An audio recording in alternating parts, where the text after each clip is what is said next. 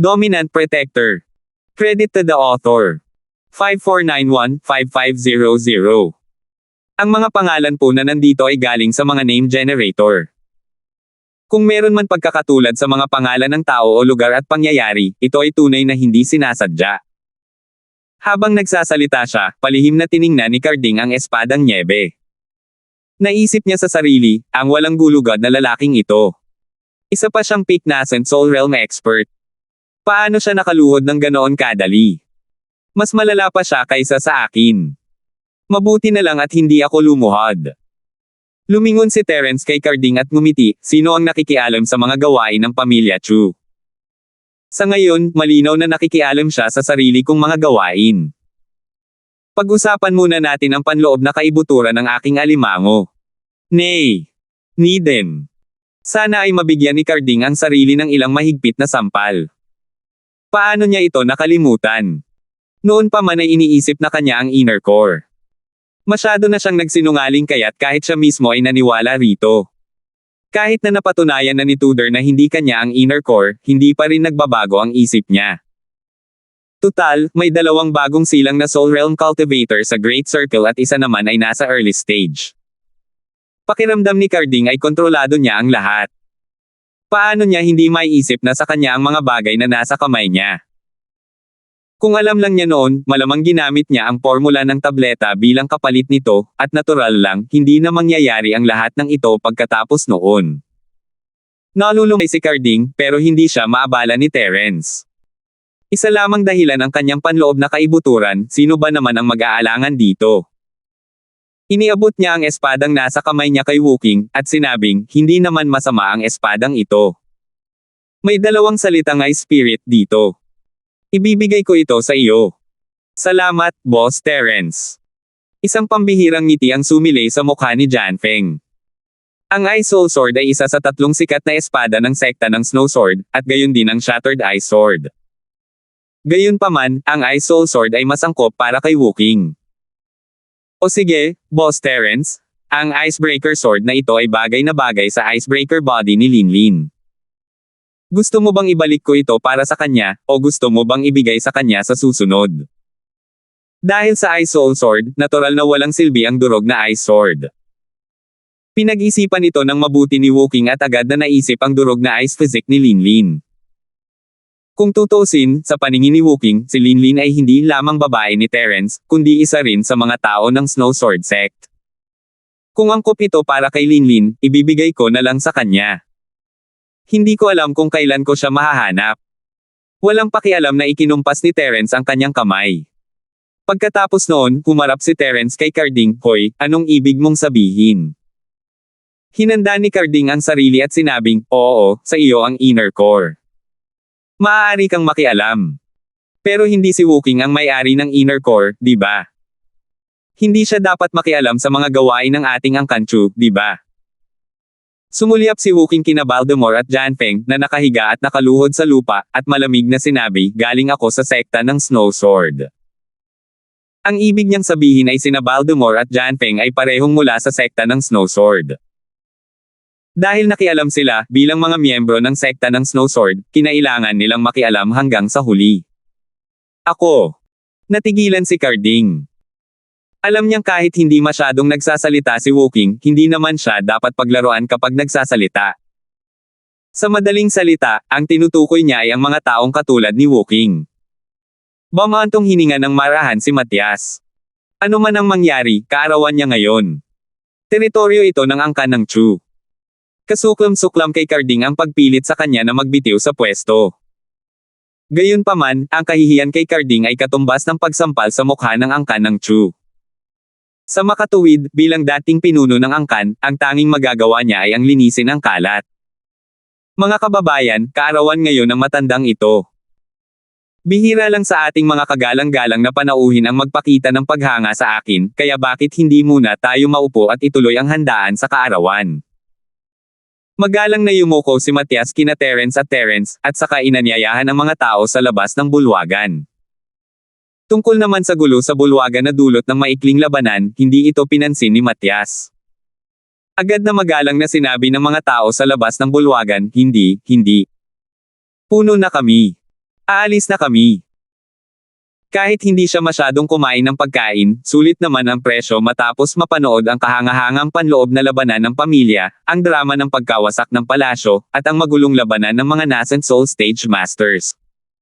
Ang tanging tanong ay paano biglang namatay si Voldemort.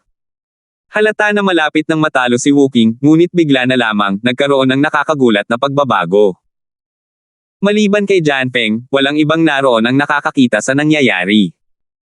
Ngayong malinaw na nandito sila para ayusin ang mga bagay-bagay tungkol sa pamilya, papasok ba talaga sila at aayusin ang mga mesa at upuan na binaligtad nila, pagkatapos ay magpapatuloy sa pagkuha ng mangkok at kakain. Pasensya na sa kakulangan ng pagtanggap, patawarin niyo po ako. Pinilit ni Matias na ngumiti at isa-isang binati sila. Nang makaalis na ang karamihan sa kanila ay saka lamang lumungkot ang kanyang mukha. Ngayon, maliban sa pamilya Chu, tanging sina Terence, Wookiee, Jianfeng, Voldemort, at Moresiel at Yubi ng sektang Yellowstorm ang natira. Ngumiti si Terence kay Yubi, sinenyasan itong ipagpatuloy ang panunood ng palabas. Pagkatapos ay humarap siya kay Matias, sige, magpupulong ako para sa inyo upang pag-usapan ang isyu ng traidor ng angkan ng Chu. Biglang naramdaman ni Terence na parang nakita na niya ang eksenang ito dati, pero hindi niya lubos maisip kung ano ang nangyari. Sa kabilang banda, hindi alam ni Yubi at Morris kung tatawa o iiyak. Hindi ba't ito ang sinabi ni Terence noong nakaraan sa sekta ng mga espiritu ng Ye? Ang sekta ng Yellowstorm ay napalitan na ng pamilyang Chu. Pakiramdam ni Terence ay nakita na niya ito dati, marahil dahil naroon sina Morris at Yubi. Taksil. Sino ang tinatawag mong taksil? Bago pa man makapagsalita si Matias, agad na napatalon si Carding. Siyempre, siya ang taksil. Hindi maaaring si Tudor iyon, hindi ba? Dahil sa lakas ni Terence, halata na hindi siya magkakaroon ng magandang katapusan kung kumpirmahin ni Terence ang kanyang pagkakakilanlan bilang isang traidor. Kailangan itong ipaglaban ni Carding. Ito rin ang dahilan kung bakit lagi niyang iniisip na si Voldemort ang may kagagawa ng problema. Natatakot man siya ng husto o biglang bumalik sa dati niyang pagkatao, hindi iyon kagagawan ni Terence. Kung naiintindihan din ito ni Carding at Jianfeng, hindi sila maglalakas loob na tumanggi at pabulaanan ito. Malamig na tumawa si Terence at walang awang nangungutya, sa tingin mo ba bukod sa iyo, na ilang minuto nang namumuno sa pamilya, may iba pa bang karapat-dapat sa maluwalhating titulong traidor? Wala kang sinasabing kalokohan. Ako, si Carding, ay ginagawa ito para sa angkan ng Chu ng buong puso ko. Ako ay matuwid at may malinis na konsensya. Tunay na isang mahusay na aktor si Carding. Nakapokus ang kanyang ekspresyon. Itinuro ni Terence si Jianfeng, dahil kumampi ka kay Jianfeng, isa ka ng traidor ngayon. Gusto mo pa ring itanggi. Kakaiba ang itsura ng mukha ni Morris na para bang nakakulong siya sa isang alaala. Jianfeng, sabihin mo nga sa akin, anong problema nitong Carding? Ayaw sayangin ni Terence ang oras niya kay Carding. May espadang natatakpan ng nyebe sa tabi niya. Sayang lang kung hindi niya ito huhuberan. Punong-puno ng luha ang mukha ni Jianfeng. Sa wakas ay naaalala mo na pala na nakaluhod pa rin ang batang Panginoon na ito. Hindi mo ba pwedeng hayaan munang tumayo ang batang Panginoon na ito? Gayunpaman, alam ni Jianfeng na ang kanyang buhay ay nasa kamay ni Terence, kaya hindi siya nang ahas na magpakita ng anumang kawalang kasiyahan. Kakaiba ang pagkatalo ni Voldemort, at alam ni Jianfeng na ang kanyang lakas ay hindi pa rin kasing lakas ng kay Voldemort, kaya kinailangan niyang manatiling tahimik kapag oras na para iligtas ang kanyang buhay. 5,472. Boss Terence, itong si Carding ang bago kong tagasunod. Nandito siya para tulungan akong kontrolin ang House Chu. Kapag naging pinuno na siya ng House Chu, lahat ng resources ni House Chu ay magiging akin na. Nagngingit-ngit si Jianfeng, pero wala siyang ibang magawa kundi makipagtulungan kay Terence.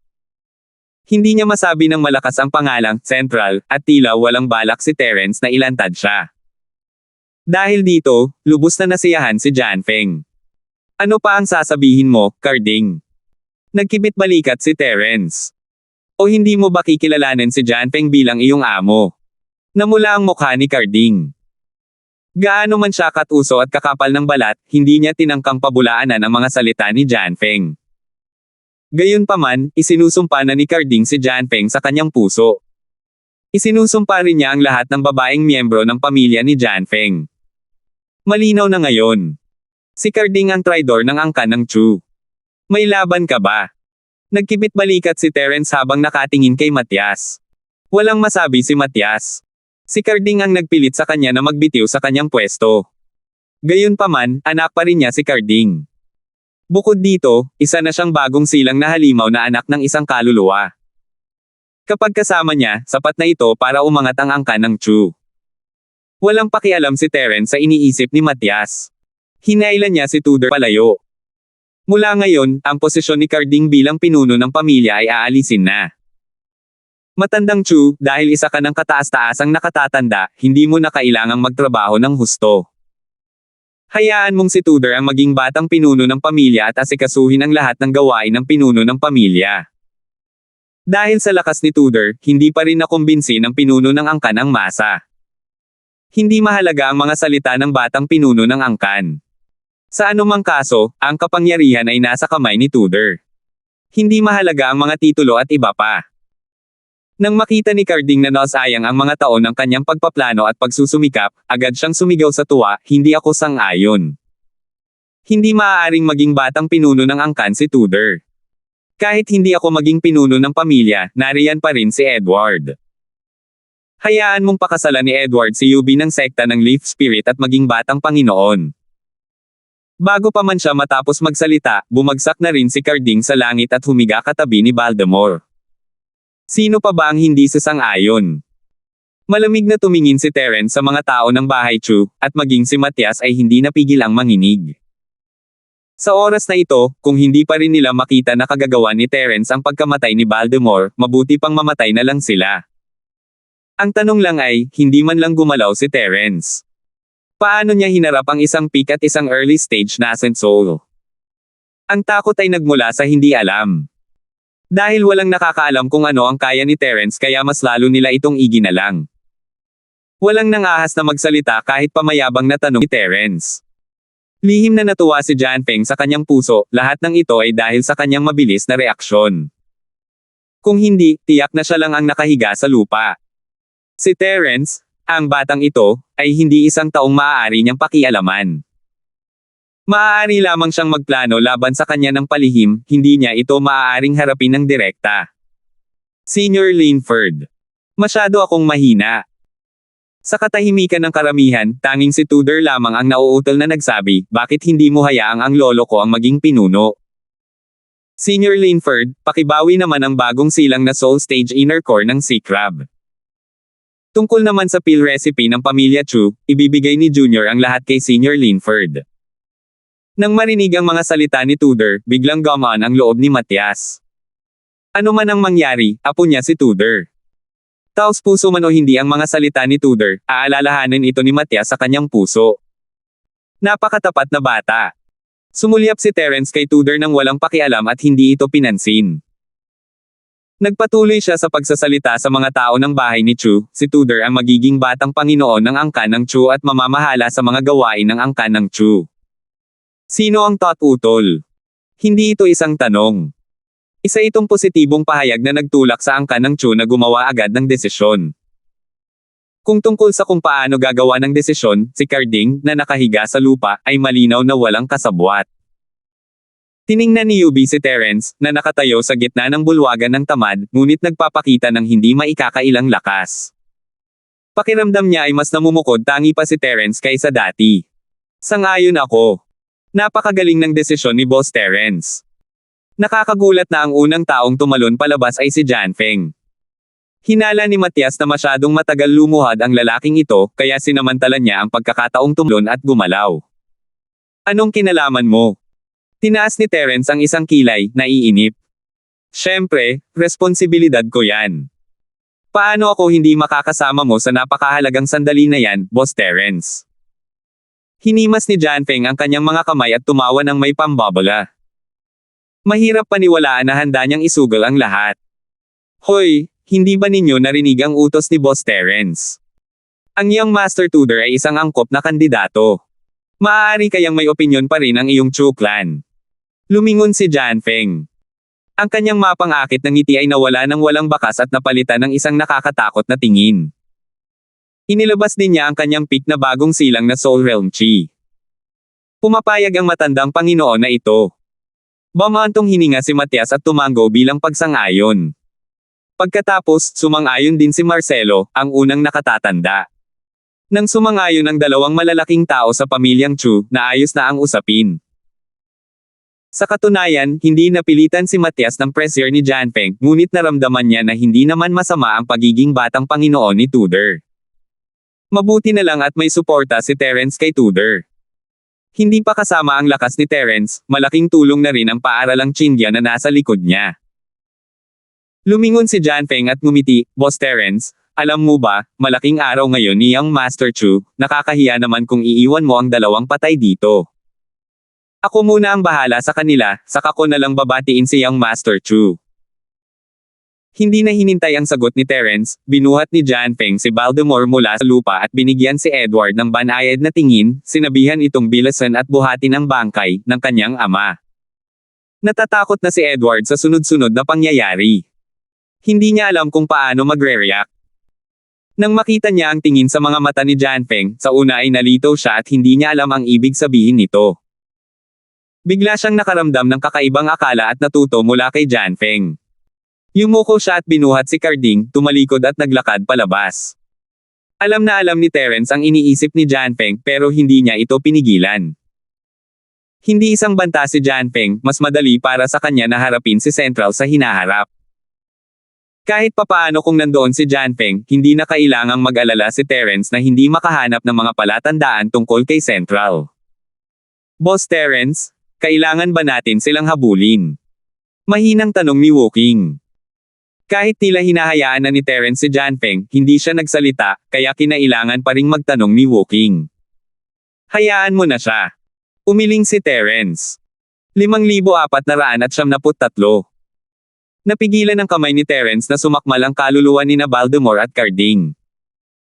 Kung hindi sila kinuha ni Janfeng, marahil ay nailabas na sana ni Terence ang kanilang mga espiritu.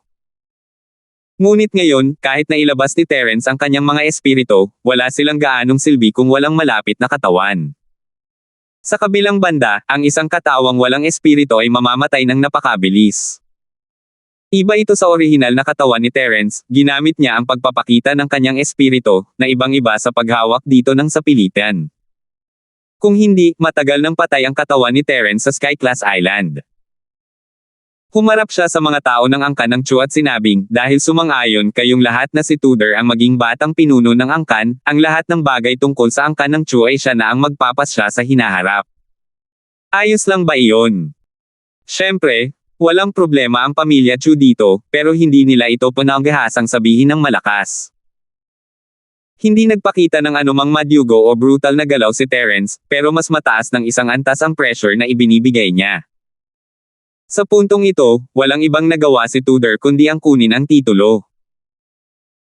Gayunpaman, biglang ikinuyong ng lalaking ito na may iisang hangarin ang kanyang mga kamao kay Terence na parang naliwanagan siya, "Boss Terence, tanggapin mo sana ako bilang iyong tagasunod, kung hindi ay hindi ako maglalakas loob na pumalit bilang batang amo ni House Chu. Binabantaan mo ba ako?" Tinaas ni Terence ang isang kilay. Nagulat si Tudor.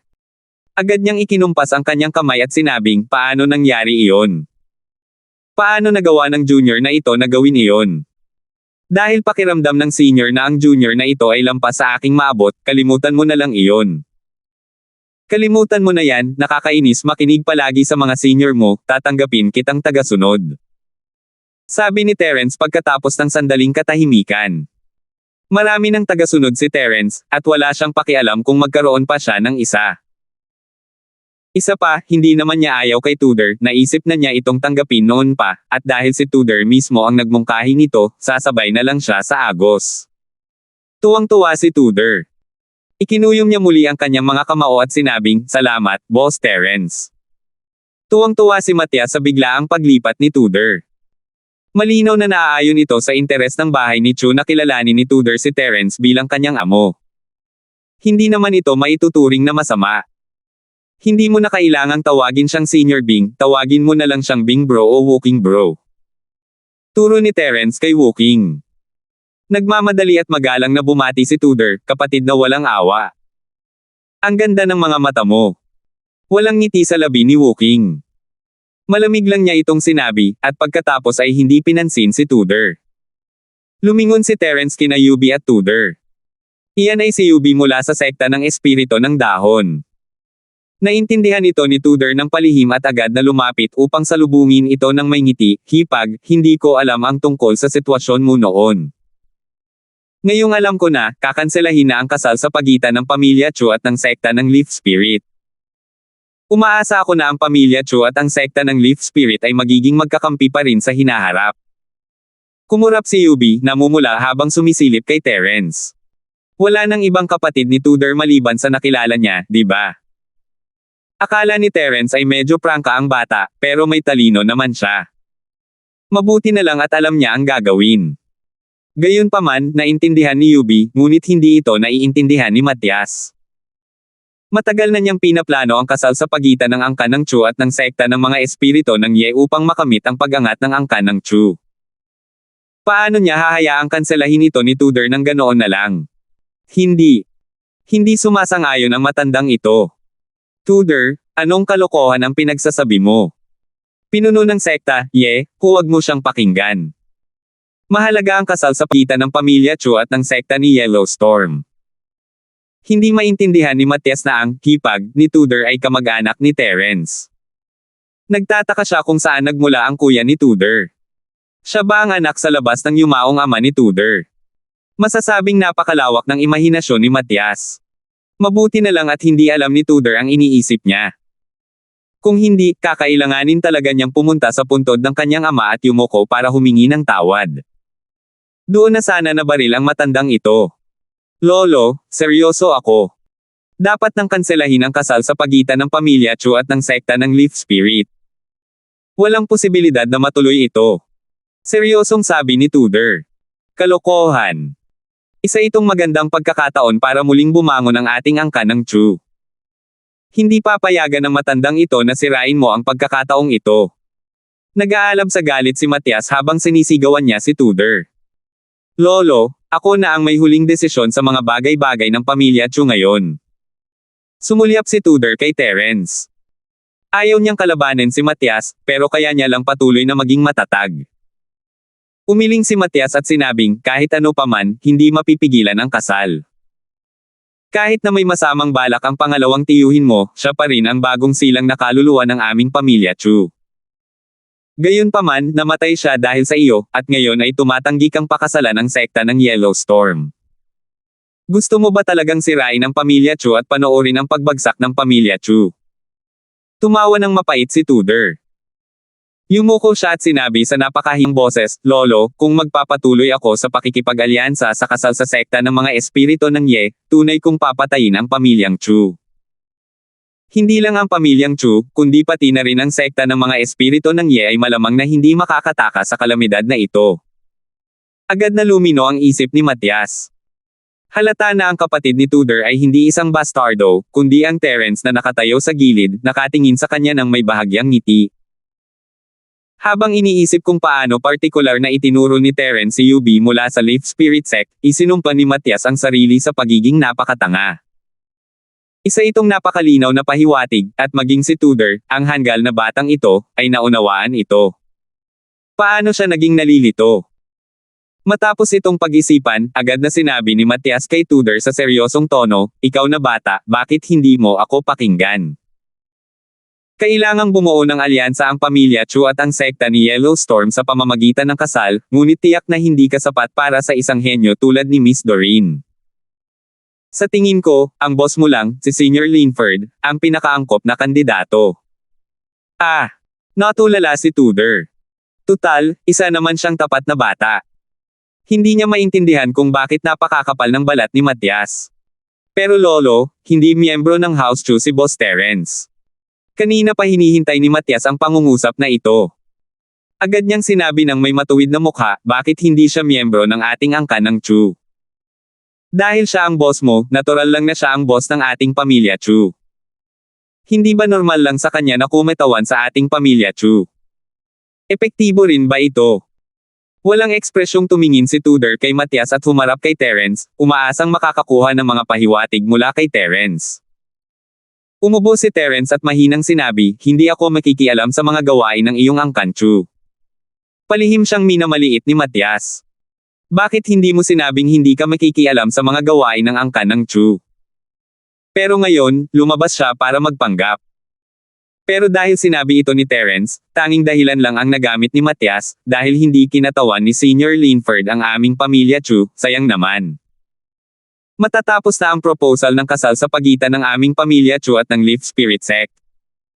5,474. Walang anumang pagtutol si Morris. Nang marinig ang sinabi ni Matias, agad siyang sumang-ayon, walang pagtutol ang aming Yes Spirit Sect dito. Bagamat ang pamilya Chu at ang aming Yes Spirit Sect ay hindi konektado sa pamamagitan ng kasal, ang aming alyansa ay hindi magbabago. Kailangan pa rin nating suportahan ang isa't isa sa hinaharap. Mabilis na gumagana ang isip ni Morris, at nakita niya ito ng malinaw. Dahil hindi malinaw ang relasyon ni Yubi at Terence, at si Terence ay isang makapangyarihang nilalang, mas makabubuti para sa sekta ng espiritu na itali ang sekta ng digmaan ni Terence kaysa sa alyansa sa kasal sa pagitan nila at ng sambahayan ni Chu. Para naman sa sambahayan ni Chu, sila ang unang nagmungkahi na kanselahin ang alyansa sa kasal, kaya walang utang na loob sa kanila ang sekta ng espiritu ng Ye, ngunit kinakailangan itong mapanatili ang relasyon. Tutal, ang pamilya ng nakababatang kapatid ni Terence ang may gatong relasyon, matutulungan sila ng sekta ng espiritu ng Ye.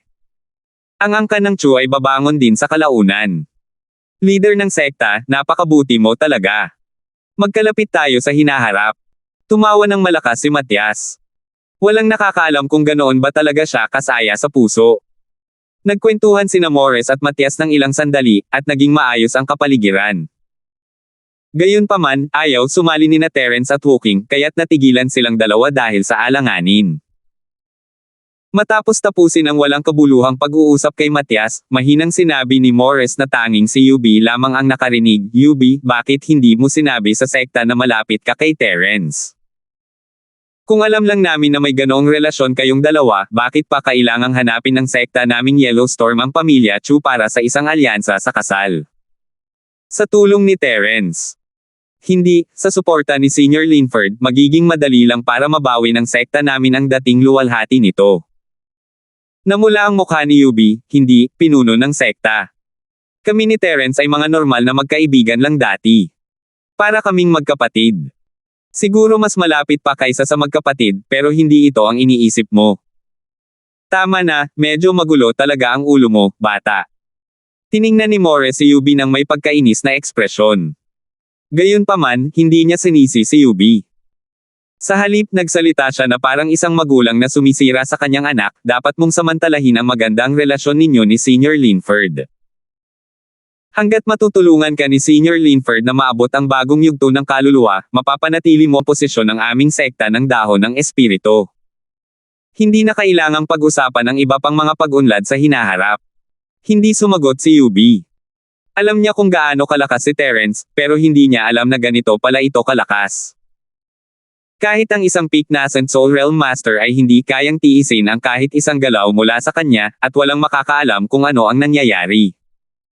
Naunawaan ni Yubi ang sinabi ni Morris at ang plano sa puso nito, ngunit likas niya itong tinutulan. Ang mapalakas ang sarili ay pangarap ng bawat nagsasanay, ngunit ayaw ni Yubi na umasa sa kanyang relasyon kay Terence para humingi ng tulong kay Terence para mapalakas ang kanyang lakas.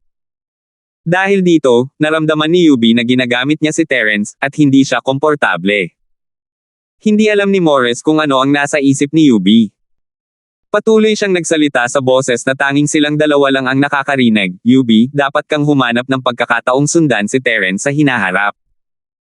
Gamit ang kanyang mga kakayahan, ang pagtulong sa iyo na maabot ang orihinal na antas ay hindi problema. Pinuno ng sekta, bakit ka sigurado na kung susundan ko si Terence, tutulungan niya akong maabot ang bagong kaluluwa? Pinuno ng sekta, sa tingin mo ba ay madidagdagan ng malaki ang bilis ng iyong pagsasanay dahil lang sa kasama mo si Terence? Tumingin si Yubi kay Morris, nalilito.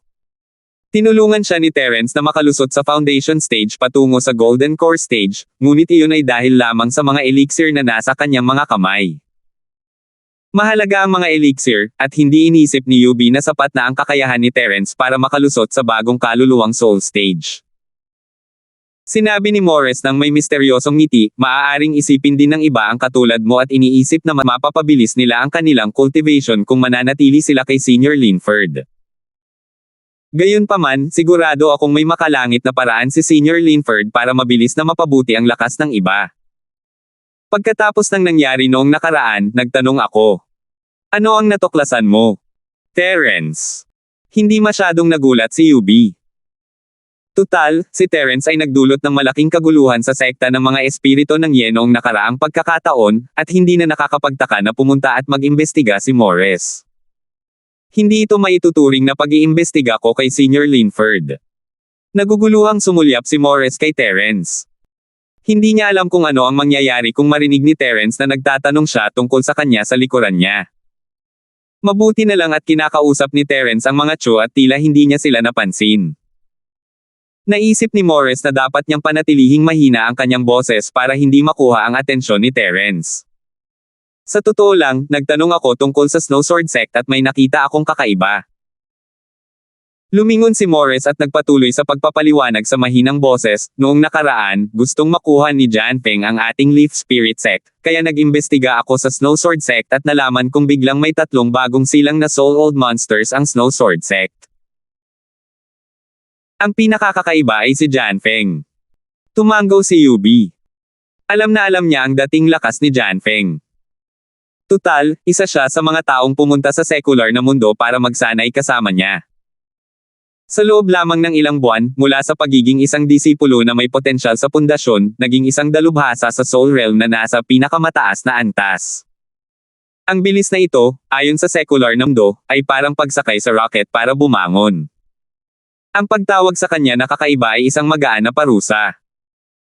Hindi pa rin ako sigurado kung anong klaseng hindi inaasahang engkwentro ang naranasan ni Janfeng, pero bukod sa kakaibang Janfeng na ito, may isa pang tao na biglang nakarating sa bagong tatag na soul stage, at ang taong iyon ay si Wooking.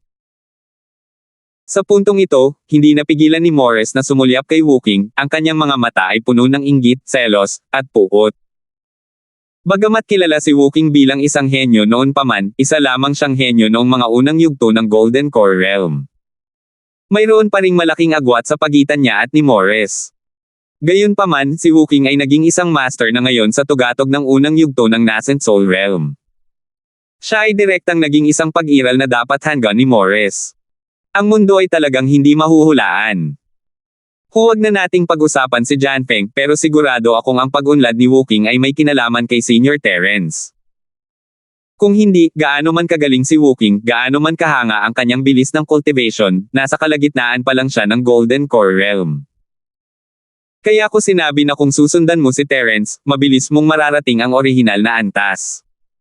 Sa wakas ay natapos na ni Morris ang pagpapaliwanag.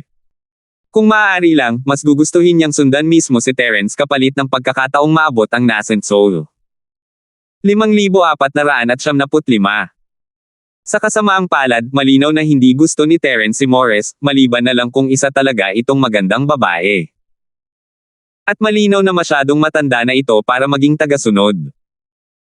Pinagsisihan pa niya na hindi niya ginamit ang beauty technique para pigilan ang kanyang paglabas mula nang makapasok siya sa Sky Class. Ang pagsunod kay Terence ng ganito at pagtawag sa kanya na alipin ni Terence ay tiyak na matatakot ang mga tao. Hindi iyon bagay.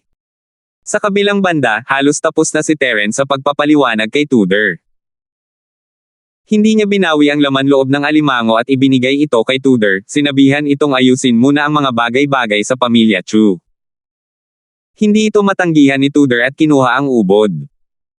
Nangako siyang ipapadala ang recipe kay Terence sa lalong madaling panahon.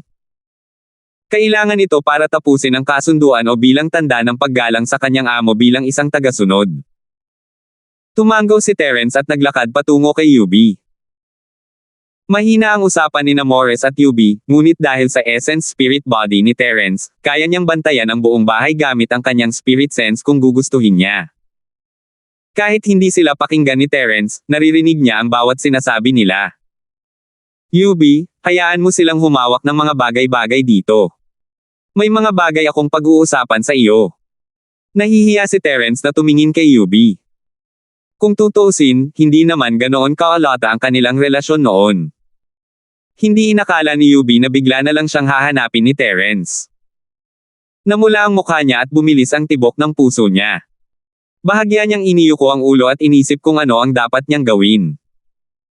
Tuwang-tuwa si Morris, isa itong magandang pagkakataon. Nang makitang hindi pa rin makawala si Yubi, dali-dali at palihim niyang itinulak ang braso ni Yubi at sinabing, dahil hinahanap ka ni Senior Linford, dapat kang sumama sa kanya.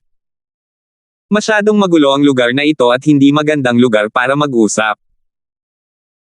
Young Master Chu, sa tingin mo ba dapat tayong mag-ayos ng isang tahimik na silid para makapag-usap si Senior Linford at ang iba pa? Ang huling bahagi ng pangungusap ay ganap na nakadirekta kay Tudor, natatakot na hindi maintindihan ng natulalang batang Panginoong si Chu. Wala man lang kahit kaunting taktika sa pangungusap, at maikli lamang ito sa direktang pagsasabi na gusto niyang ipadala sina Terence at Yubi sa silid ng kasal. Pamumula ng pamula ang mukha ni Yubi. Isa siyang prangka na babae, at gaya nga ng sinabi niya, noong una, parang magkapatid sila ni Terence, pero hindi niya alam kung kailan siya tumigil sa pagiging magkapatid ni Terence. Medyo nahihiya si Terence, pero hindi niya ito ipinakita sa kanyang mukha.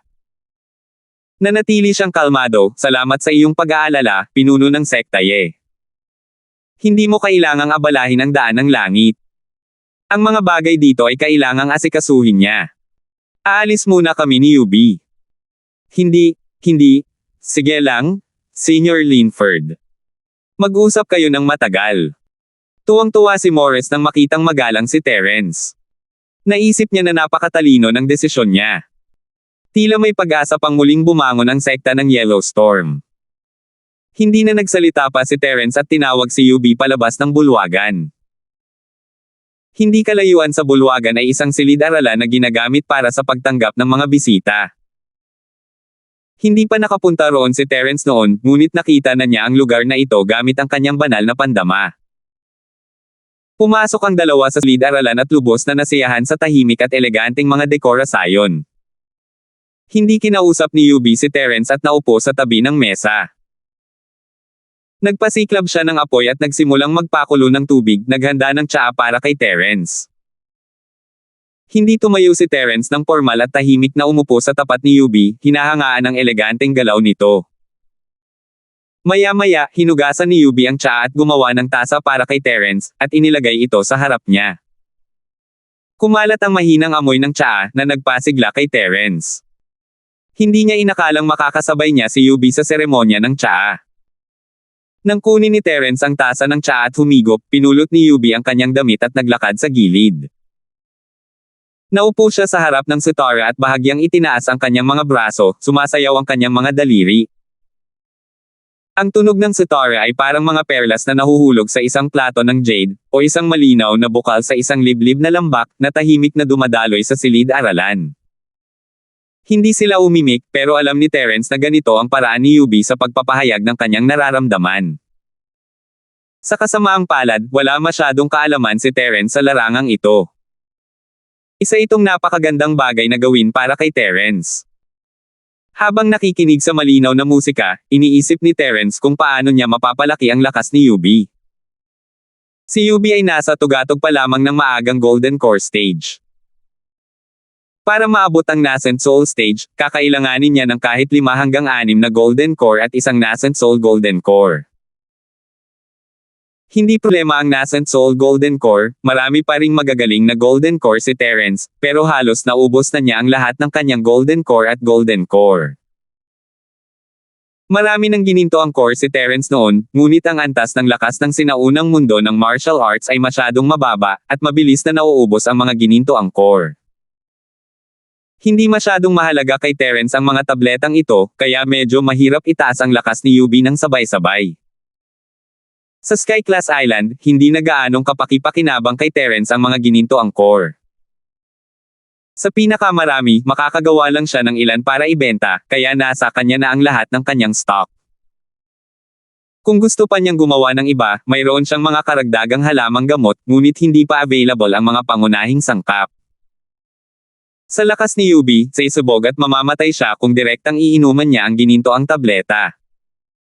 Kailangang pag-isipan ito ng mabuti ni Terence.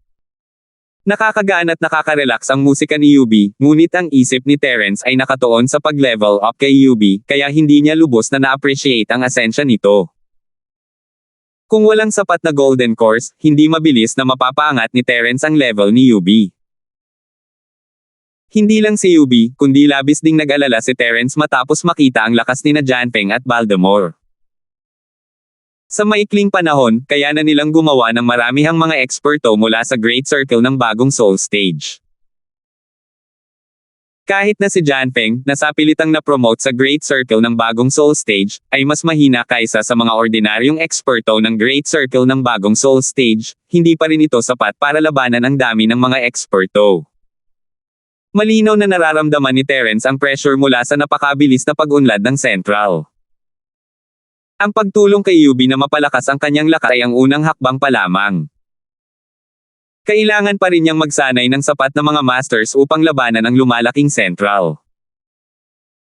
Kung makakabalik siya sa Sky Class Island, hindi magiging problema ang paggawa ng Golden Core, pero wala nang saysay na gawin ito pagkatapos niyang bumalik. Isa pa, baka hindi na siya makagawa ng pangalawang soul projection sa maikling panahon, kaya natural lang na hindi na siya makakabalik. Ang tanging paraan ay mag-isip ng paraan para makagawa ng Golden Core dito. Napakunot ang noo ni Terence nang hindi niya namamalayang iniisip ito. Bagamat nakatutok si Yubi sa pagtugtog ng sitara, binibigyang pansin din niya ang ekspresyon ni Terence. Nang makita niyang nakakunot ang noo ni Terence, ipinikit niya ang kanyang mga daliri at idiniin ito para mapigilan ang tunog ng sitara. 5,476. Terence, anong problema? Sa tingin mo ba ay masyadong malamaya ang kudyapi ko? Hindi maiwasan ni Yubi na kabahan. Gusto niyang magpasikat sa harap ni Terence, at hindi maganda kung magkakamali siya. Ngumiti si Terence at umiling. Paano nangyari yan? Magaling ka naman dyan. May iniisip lang ako. Biglang nagulat si Yubi. Lihim niyang naisip, maaari kayang iniisip niya ang bagay na namamagitan sa kanilang dalawa. Kung ganoon nga, ano ang ibig sabihin ng pagkunot ng noo ni Terence? Nagsisimula ng mag-alala si Yubi, iniisip kung may nararamdaman ba si Terence para sa kanya. Hindi alam ni Terence ang masalimuot na nararamdaman ni Yubi. Nag-isip siya sandali at kinuha ang huling 2 gininto angkor para kay Yubi, 2 gininto angkor lang ang meron ako rito. Kung gusto kitang itaas sa Nascent Soul Stage, kailangan ko pa ng ilan.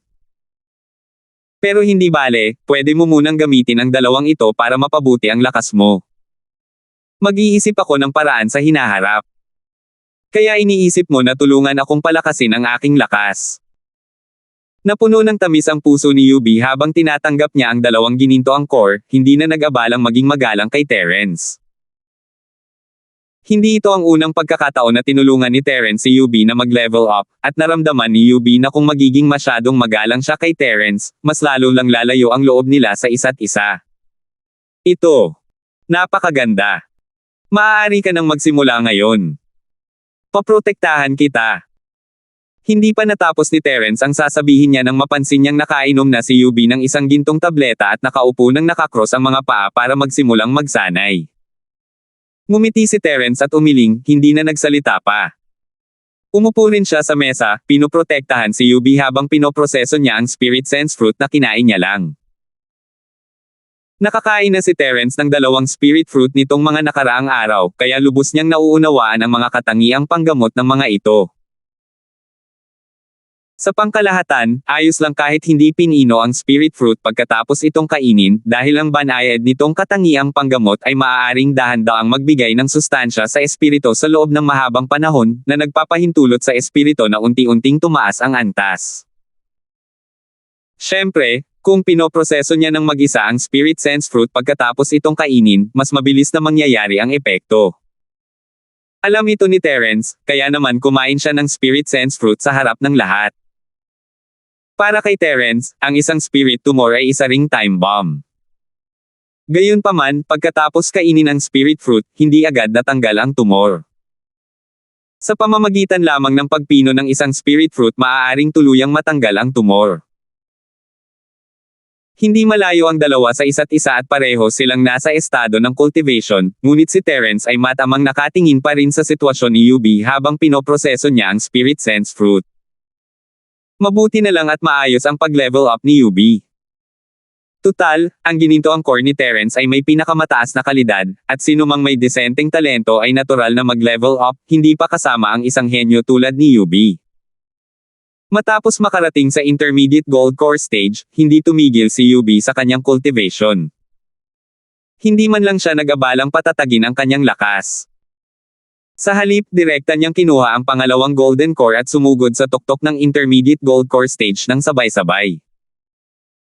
Sa kabilang banda, unti-unting pinipino ni Terence ang espiritual na prutas at inaalis ang mga espiritual na tumor. Mas mabagal ang prosesong ito kaysa sa pag-level up ni UB, kaya hindi nagmamadali si Terence. Kahit na hindi agad-agad pinino ang mga nakapagpapagaling na katangian ng espiritual na prutas, hindi mahalaga iyon. Panapanahon lang ang kailangan. Sa wakas ay natapos ni UB ang kanyang pagsasanay kinabukasan, pinatatag ang kanyang pinakamataas na mid-stage golden core strength habang ginagawa ito ni Terence. Sa kabilang banda, itinil ni Terence ang kanyang pag-alis ng tumor. Terence, salamat. Tuwang-tuwa na tumayo si UB. Pakiramdam niya ay masyadong malayo kung magsasalita siya ng salamat, ngunit taos-puso pa rin siyang nagpasalamat kay Terence. Ikinumpas ni Terence ang kanyang kamay at ngumiti, ano ang ipinagpapasalamat mo sa akin?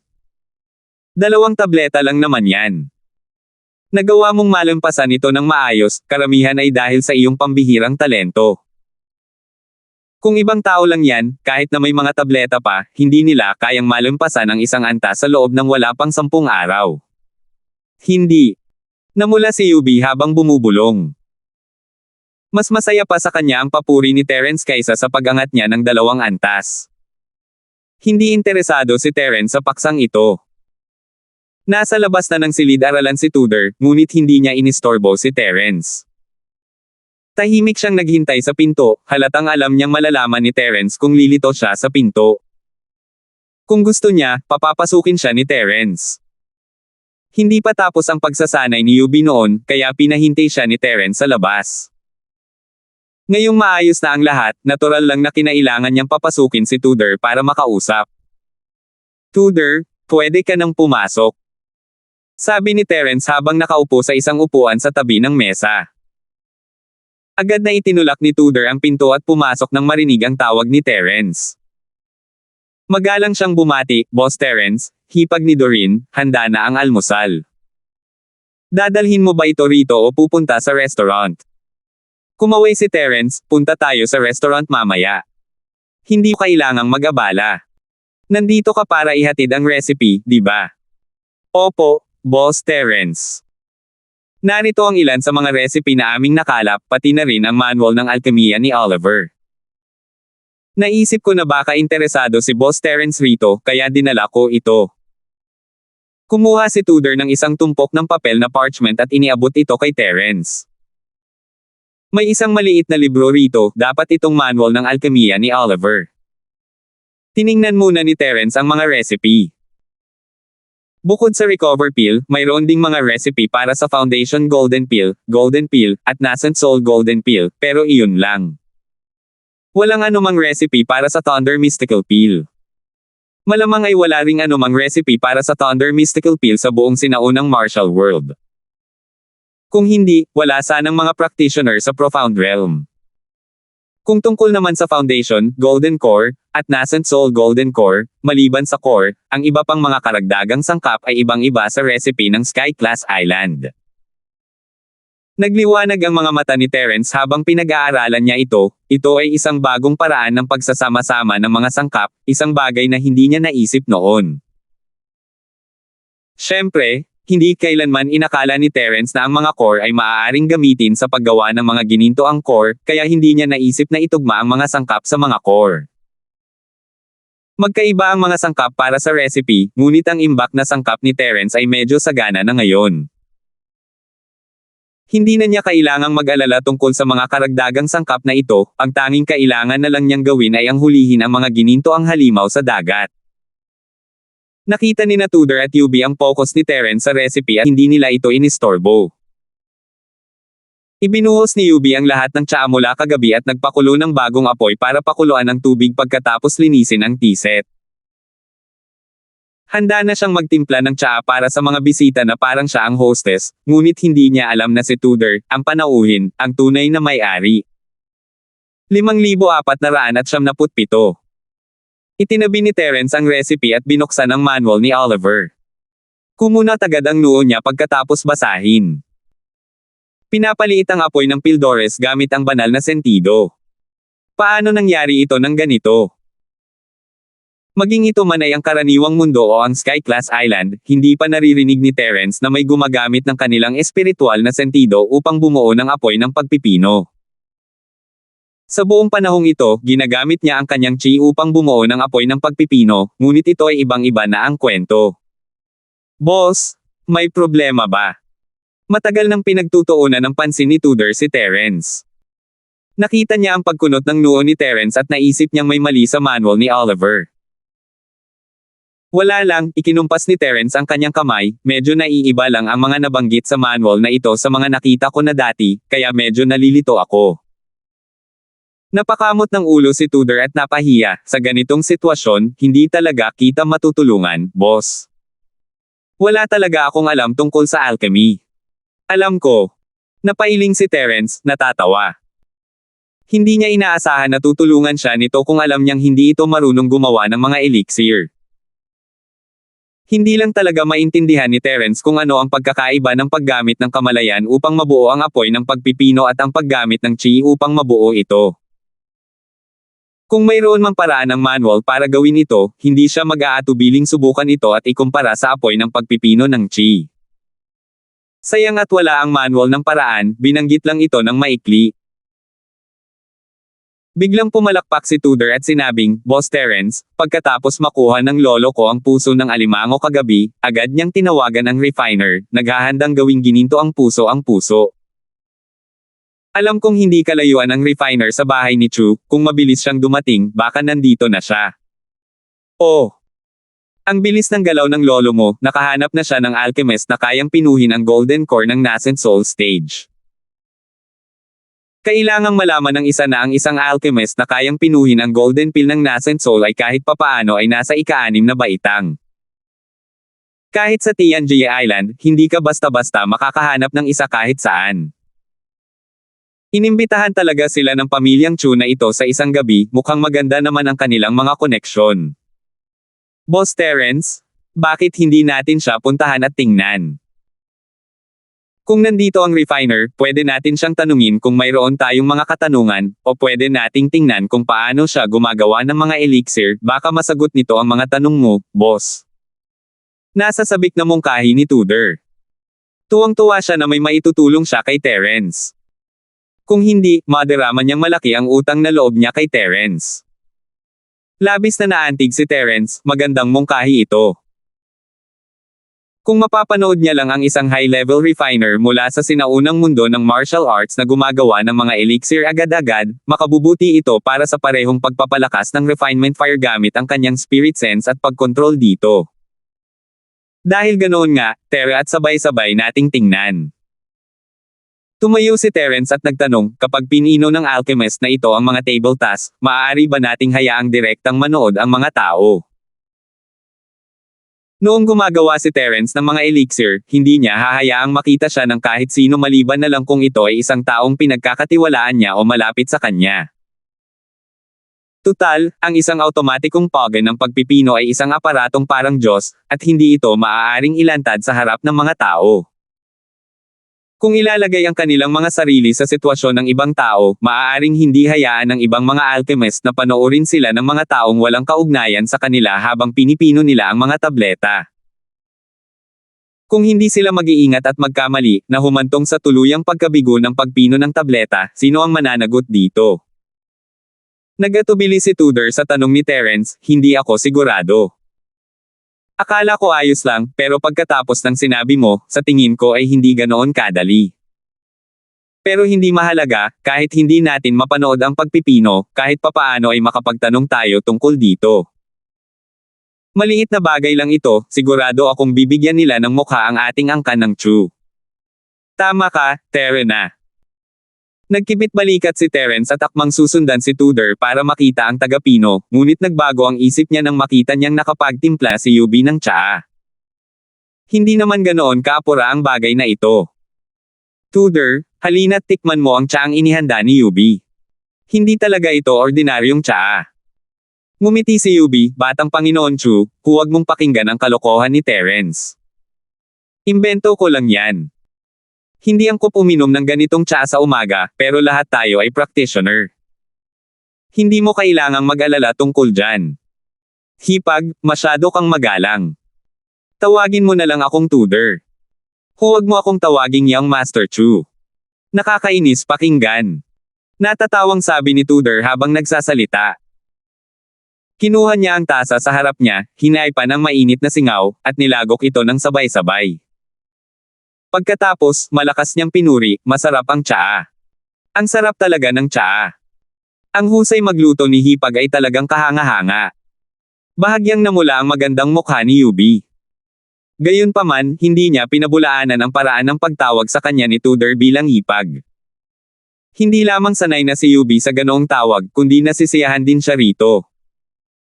Ngumiti si Terence, parang wala kang alam tungkol sa way of tea. Parang balyena na nilalamon mo ang inumin ng baka. Ano ang nalalasahan mo? Kalimutan mo na yan, Terena, at tingnan natin kung nandito na ang alchemist. Dahil doon, kinuha ni Terence ang sarili niyang tasa at ininom ang malinaw na tsaa, hindi sinayang ang pagsisikap ni Yubi. Natawa si Yubi sa sarili. Hindi masyadong alam ni Terence ang tungkol sa way of tea, at kapantay lang niya si Tudor. Tunay ngang boss at follower sila. Pagkatapos ng simpleng paglilinis, naglakad silang tatlo patungo sa bulwagan. Ang kalat na dulot ng kagabi ay nalinis na magdamag. Ngayon, bumalik na sa dati nitong kaayusan ang bulwagan. Maging ang mga itim na ladrilyo na nabasag dahil sa pagyuko ni Janpeng ay napalitan na, at walang naiwang bakas. Natuntun na ni Terence sa kanyang espiritu si Matias na kausap ang isang matandang lalaki sa bulwagan.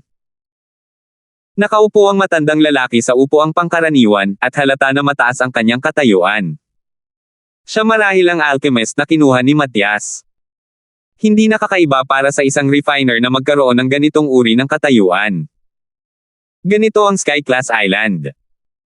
Ang isang high-level refiner ay sapat na para maging kapantay ng mga nakatataas sa malalaking sekta.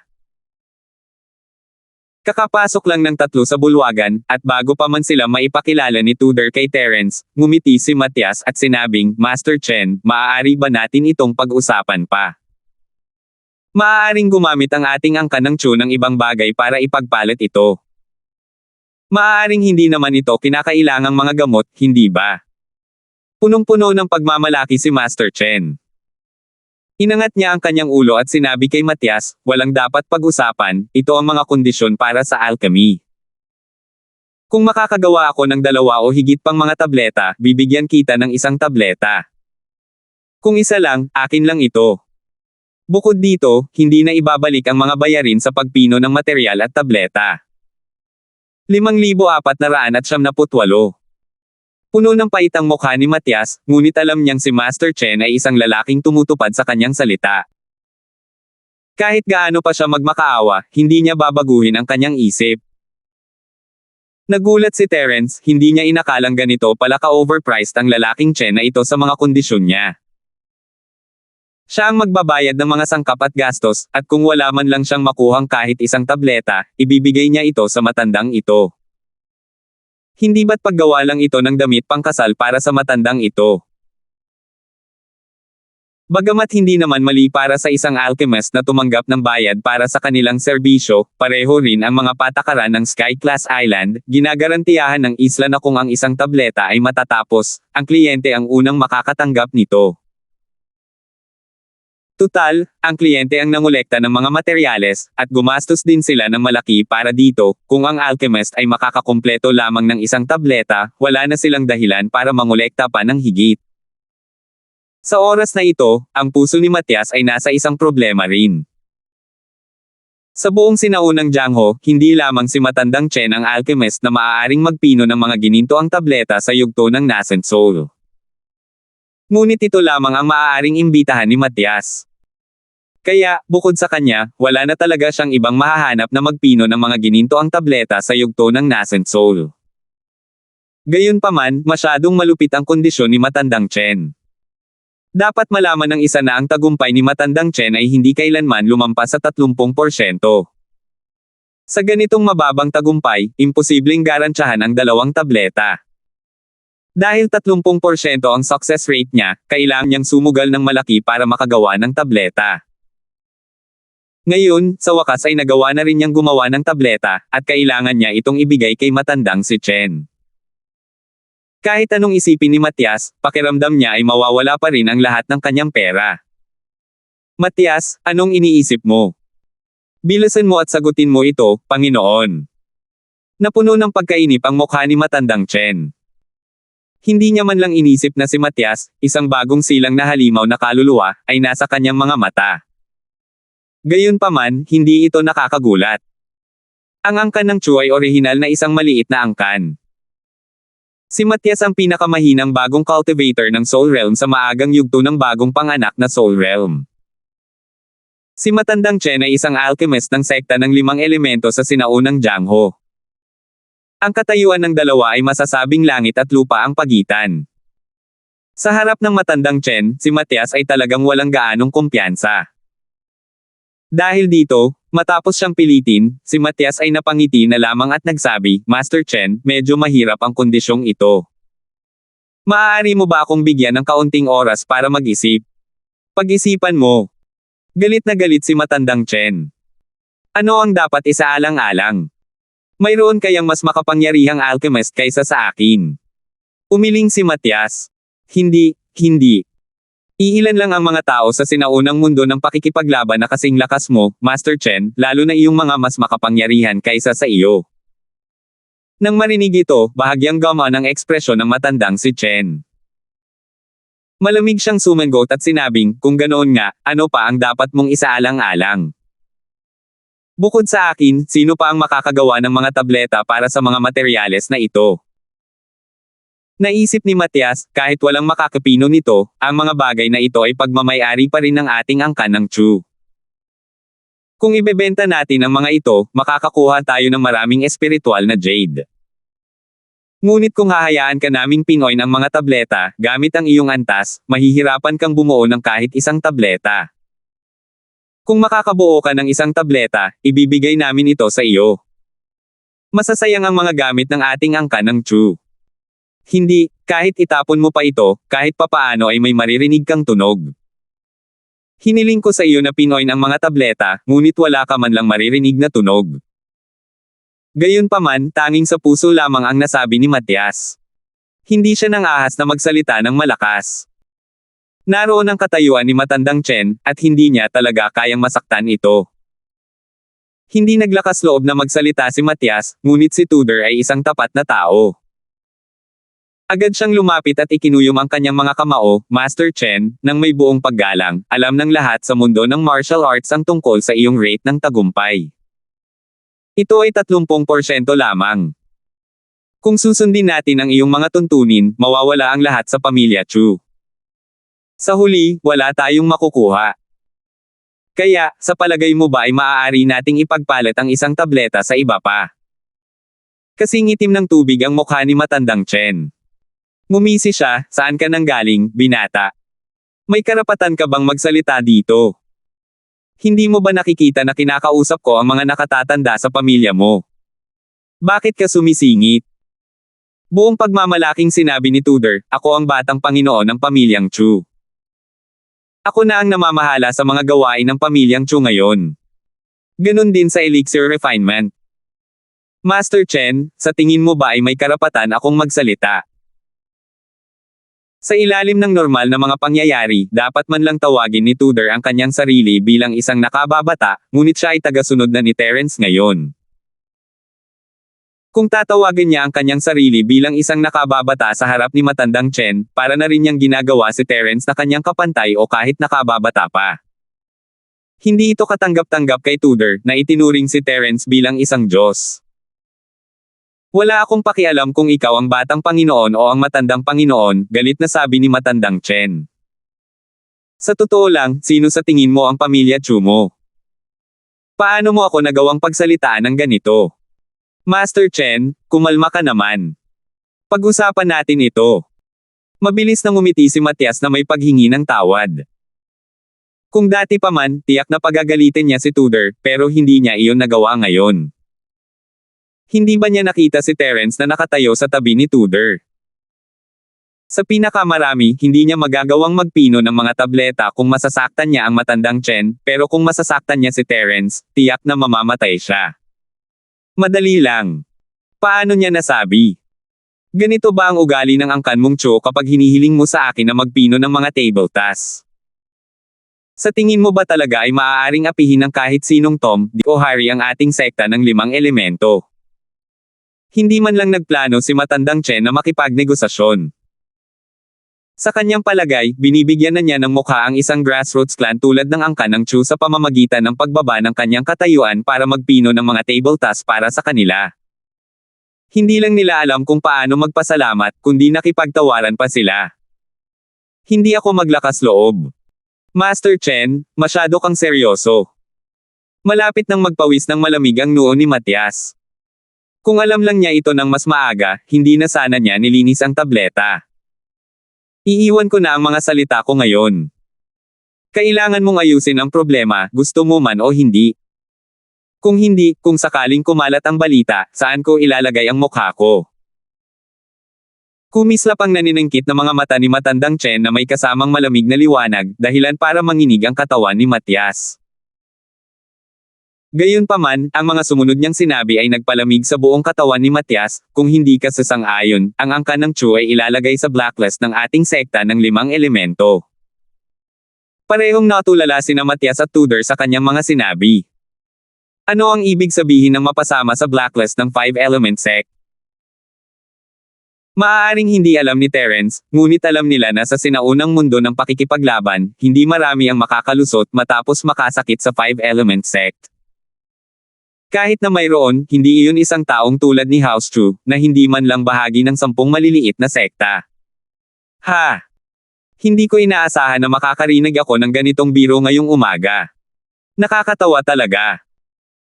Napangiti si Terence ng mahina, ito ang unang pagkakataon na may nakakita akong pinipilit ang mga tao na bumili o magbenta ng mga table tasks. Nakakapagbukas ito ng mata. Sabihin mo sa akin, hindi kita hihilinging magpino ng mga table tasks ngayon, ano ang kaya mong gawin? 5,499. Sinulyapan ni Old Chen si Terence ng may paghamak, hindi man lang nag-abalang magalit. Malamig siyang tumawa, saan nanggaling ang junior na ito? Napakaganda ng pagpapalaki ng pamilya Chu mo. Sige, kung hindi ka lalapit sa akin para sa alchemy ngayon, huwag mong asahan na tutulungan kita sa hinaharap. Kasabay nito, dapat handa ka sa isip para sa mga kahihinatnan ng pagkakasala sa sekta ng 5 elemento.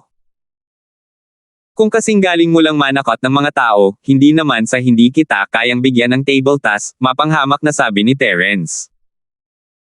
Huwag na nating pag-usapan kung kaya mo bang kumitawan sa sekta ng 5 elemento o hindi.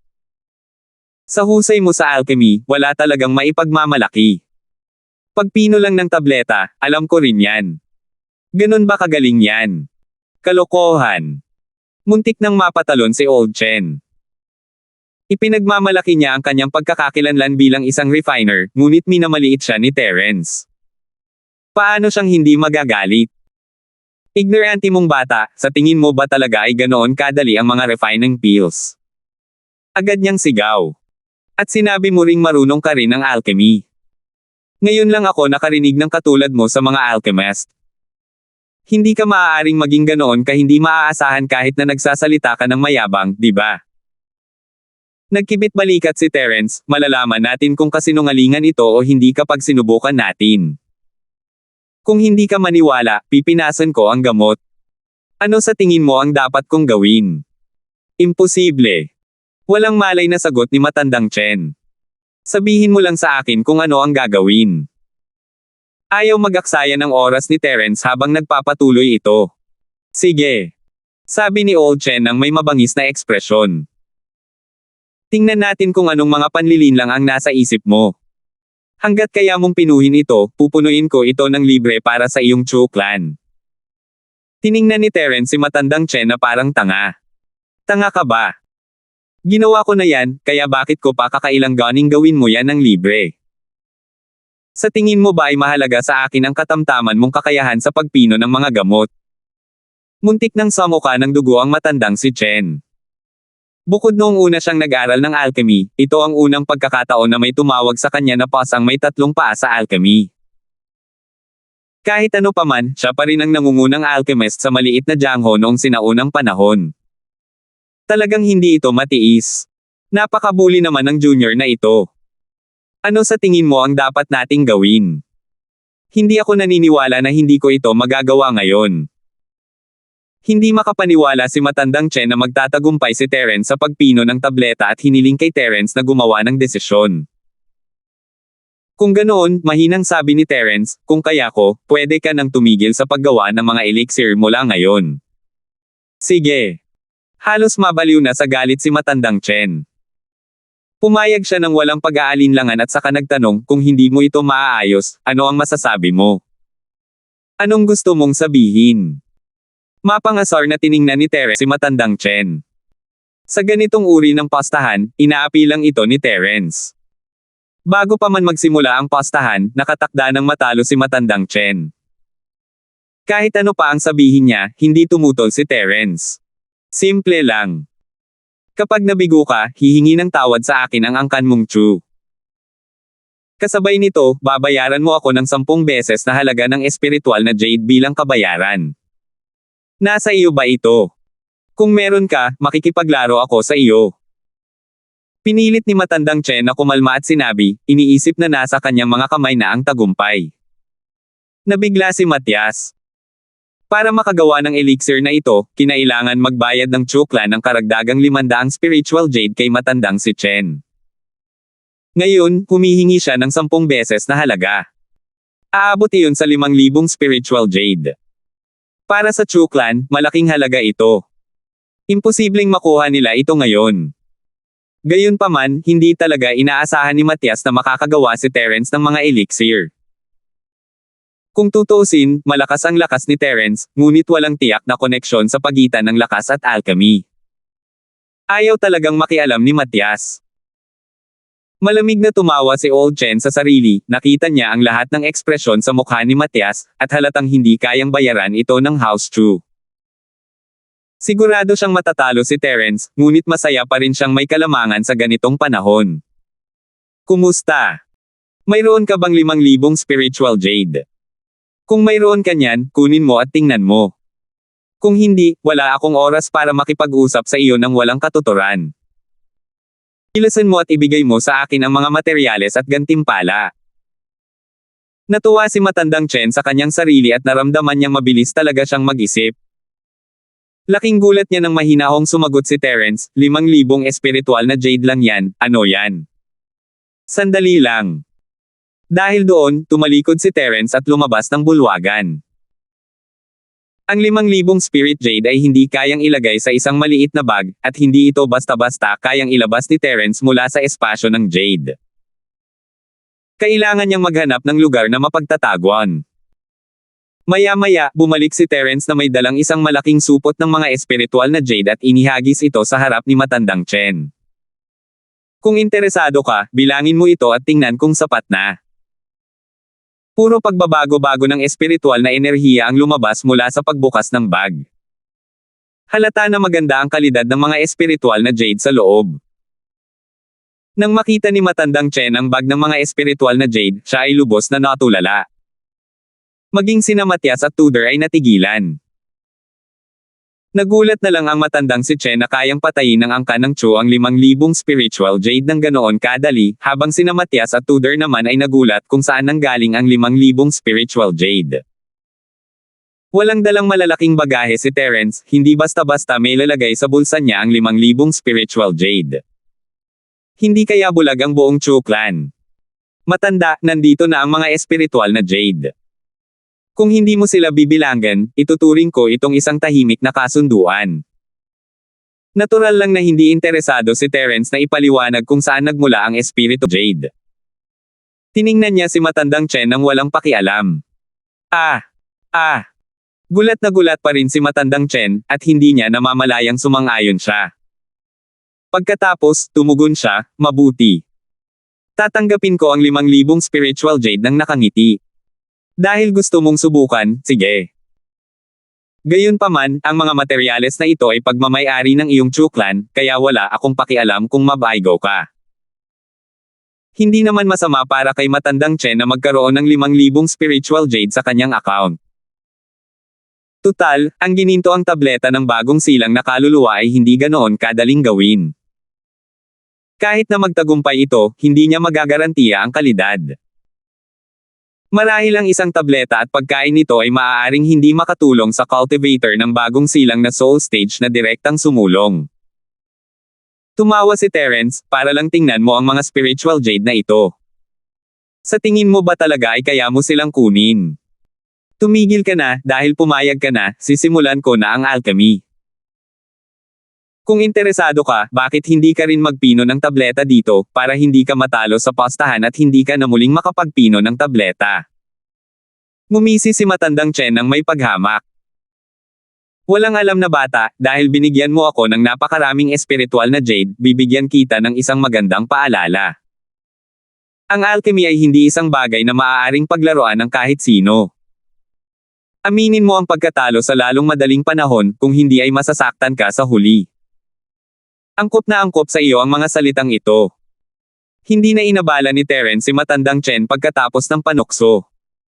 Humarap siya kay Tudor, maghanda ka ng isang lihim na silid para sa akin. Bubuksan ko ang pogen at pipinuhin ang mga tableta. Opo. Boss. Alam ni Tudor na interesado si Terence sa paggawa ng mga elixir, kung hindi ay hindi niya ito hihilingin na kunin ang mga recipe, ngunit hindi niya inaasahan na sasabihin ni Terence na kaya niyang gumawa ng mga nascent soul golden pills. 5,500. Gayunpaman, hindi niya kinwestiyon ang mga sinabi ni Terence. Dahil sinabi ni Terence na gusto niya ng isang lihim na silid, agad niyang pinag-isipan kung may angkop na lugar. Tama. Biglang nagtanong si Woking, na nakatayo sa gilid ng bulwagan, Boss Terence, kailangan mo ba akong protektahan ka? Hindi na kailangan, umiling si Terence habang nakangiti, pwede ka namang manatili rito at manood, kung sakaling may tumakas dala ang espiritual na jade. Hindi pa umaalis sa main hall si Woking simula kahapon. Dahil gustong makausap ni Terence si Yubi, kanina pa siya naghihintay dito. Hindi siya masyadong nagsasalita, at ang katawan niya ay kasing lamig ng bundok ng yelo. Hindi namamalayang gusto siyang baliwalain ng mga tao ng angkan ng Chu. Dumilim ang mukha ni matandang Chen. Malinaw na siya ang tinutukoy ni Terence, ngunit ang pinakanagulat niya ay ang pagtawag ni Woking at Tudor sa binata na ito na, Boss. Ano ang pinagmula ng nakababatang ito? Isa kaya talaga siyang alchemist? Iba ang pagiging batang amo ng angkan ng Chu, pero sino si Woking? Hindi siya isang simpleng tao.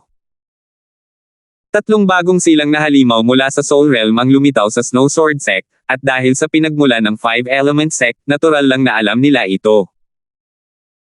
Bilang isang nakatataas sa 5 Element Sect, hindi makatuwiran kung hindi kilala ni matandang Chen si Woking. Dapat malaman ng isang tao na sa puso niya, ito lang ang posibilidad. Tutal, nasa foundation stage pa lang si Terence, at ang tanging bagay na maaari niya maging boss ay sa larangan ng alchemy. Tutal, kahit na si matandang Chen ay isa ring bagong cultivator sa soul stage, nasa maagang yugto pa lamang siya noon. Gayunpaman, ang mga nasa huling yugto o kahit nasa tugatog ng bagong unlad na soul stage ay magalang pa ring tatawagan siyang Master Chen o Senior Chen. Hindi maiwasan ni matandang Chen na makaramdam ng kaunting kaba matapos marinig ang sinabi ni Woking. Sa kasamaang palad, kahit gusto pa niyang bawiin ang kanyang pangako at kanselahin ang postahan, hindi kailanman papayag si Terence. Boss, may naisip na akong angkop na lugar. Hindi ito kalayuan dito. Sundan mo ako, boss. Nag-isip lamang si Tudor sandali bago inakay si Terence papunta sa sikretong silid. Ngumiti si Terence kina Woking at Yubi, sinenyasan silang hintayin siya gamit ang kanyang mga mata. Pagkatapos ay sinundan niya si Tudor palabas ng bulwagan. Hindi kalayuan ang sekretong silid mula sa pangunahing bulwagan, para maging eksakto, ito ay nasa ilalim ng study room kung saan naroon sina Terence at Yubi kahapon. Ito ay orihinal na ginamit upang mag-imbak ng ilang mga libro at iba pang mga bagay na hindi gaanong mahalaga, ngunit ang study room ay hindi gaanong nagamit, kaya walang gaanong mga bagay sa sekretong silid. Tumango si Terence, may nakita siyang espasyo rito kagabi, pero hindi niya alam na isa itong lihim na silid. Akala niya ay isa lamang itong normal na silid-imbakan. Boss, ang sekretong silid na ito ay hindi ginagamit ng maraming tao, ngunit maayos ang ventilasyon nito at may mga taong maglilinis nito, kaya medyo malinis ito. Kung hindi nasiyahan ang boss, maaari tayong lumipat sa ibang lugar. Binuksan ni Tudor ang pasukan ng sekretong silid at magalang na sinabi. Hindi naman masama ang lugar na ito, dito na lang natin gawin. Walang pakialam na sabi ni Terence. Ayaw lang niya na may makakita sa kanya na nagpipino ng mga table tasks. Ganun din kahit sarado ang mga pinto at bintana, pero dahil may mas angkop na lugar, hindi tumutol si Terence. Boss, pwede ka nang bumaba. Kailangan mo ba akong manatili rito sa itaas? Kung sakaling may dumating para manggulo sa pagpino ng pil ni boss. Tumabi si Tudor at hiniling na protektahan si Terence. Sige, hintayin mo ako roon sa taas. Tumango si Terence. Opo. Boss. Lumiwanag ang ekspresyon ni Tudor, at dali-dali niyang ikinuyom ang kanyang mga kamao bilang pagsang-ayon. Sinundan ni Terence ang hagdan pababa sa lihim na silid, katulad nga ng sinabi ni Tudor, maayos ang ventilasyon at malinis din ang hangin, kaya perpekto ito para sa pagpipino. Matapos tanggalin ang automatikong alchemy furnace, hindi na nag-aksaya ng oras si Terence at sinimula na ang pagpino. Ngunit nang piliin ni Terence ang golden core sa interface, bigla niyang napagtanto na may mali. Kung magkaiba ang mga materyales at mga recipe ng tableta, ang mga bagong silang na Soul Golden Core Pill recipe na nakaimbak sa Divine Artifact para sa alchemy ay natural na mawawalan ng silbi. Bagong recipe lang ng tableta ang may lalagay ko. Mabuti na lang at ipinadala sa akin ng daan ng langit ang recipe ng tableta para sa panloob na kaibuturan ng halimaw sa dagat ngayon lang. Umiling si Terence at bumulong ng nakangiti. Kinuha niya ang recipe ng gininto ang kaibuturan na ibinigay sa kanya ni Tudor at mabilis itong inilagay. Matapos ilagay ang recipe, nagsimula na ang automatikong pagsusuri. Hindi naman nagmamadali si Terence, hindi naman sa hindi gumugugol ng 10 araw hanggang kalahating buwan ang mga ordinaryong tao sa paggawa ng mga elixir. Hanggat kumpleto ang pagsusuri, mabilis na makakagawa ng elixir ang automatikong pagan. Pagkalipas ng kalahating oras, tiningnan ni Terence ang panel na bigo ang pagsusuri. Hindi niya maiwasang mapalo ang kanyang ulo, naalala na ang Sky Class Island ay walang anumang impormasyon tungkol sa mga core ng mga sea beast. Bukod dito, ang mga pill recipe dito ay pino lahat gamit ang pill fire na pinasimple mula sa espiritual na kahulugan, na ibang-iba sa mga setting bago ang mga pill refining divine tools. Tutal, ang isang computer ay hindi utak ng tao. Maaari lamang itong magpatakbo ng mga nakatakdang programa. Kahit si Han Jingjing, ang lumikha, ay hindi alam ang tungkol sa pagkakaroon ng espiritual na apoy ng tableta, kaya natural na imposible para sa kanya na isaalang-alang ang sitwasyong ito ng maaga. Kaya, normal lamang na hindi makilala ang bagong recipe ng tableta. Kailangan niyang maghintay hanggang sa makabalik siya sa Sky Class Island at hanapin si Han Jingjing para malaman kung makakahanap sila ng paraan para malutas ito. Pero sa ganoong paraan, kahit na mayroon siyang ubod ng isang Golden Core Sea Beast, hindi siya makakagawa ng Golden Core, ito ang nagpasakit sa ulo niya. Ang sakit ng ulo niya. Dahil hindi niya magamit ang inner cores para gumawa ng elixir, ang Golden Pill lang ng Sky Class Island recipe ang kaya niyang gamitin. Magkakaiba ang mga sangkap, pero pareho pa rin ang huling epekto. Matapos mabuo ang tableta, hindi na madaling suriin muli ang mga sangkap. Tanging mga mayayaman lang tulad ni Terence ang walang pakialam dito. Ang ibang tao ay mag-aaksaya lang ng Golden Pill para suriin ang mga sangkap nito. Inilabas niya ang dalawang nascent soul jindan at tiningnan ang mga ito. Dahil sa kakayahang pangalagaan ng espasyo ng Jade, ang dalawang medicinal pills na ito ay nasa estado pa lamang ng pagkakuha mula sa Pagan. Walang problema sa paggamit ng mga ito para palihim na makalusot sa maputik na tubig. Pero matapos itong pag-isipan, nagpasya si Terence na itabi na lang ang dalawang tableta. Masyado pang maaga para lumabas ngayon, at tila nakakagulat ito. Maaari na rin siyang gumawa ng isa pang kaldero ng mga ginintoang tableta. Kailangan niya pa ring gamitin ang mga ito, at marami siyang baby ginseng at mga karagdagang halamang gamot. Dahil wala siyang magawa, nagpasya si Terence na sundin ang orihinal na recipe. Naglagay siya ng isang piraso ng ginseng at ilang iba pang sangkap sa sandata at sinimulang gawin ang tableta. Sa pagkakataong ito, 4 na set lang ng sangkap ang inilagay ni Terence, at 7 tableta ang nabuo, na medyo maganda naman. Matapos maglagay ng 5 sa espasyo ng Jade, inilagay ni Terence ang 2 pa sa isang maliit na kahon at umalis. Halatang nagulat si Tudor nang makita niya si Terence. Pinilit niyang ngumiti at sinabing, "Boss, hindi mahalaga kung mabaygo ka. May pagkakataon pa ring magtagumpay sa hinaharap. Salamat po at sinamahan ninyo ako, ingat lagi mga master."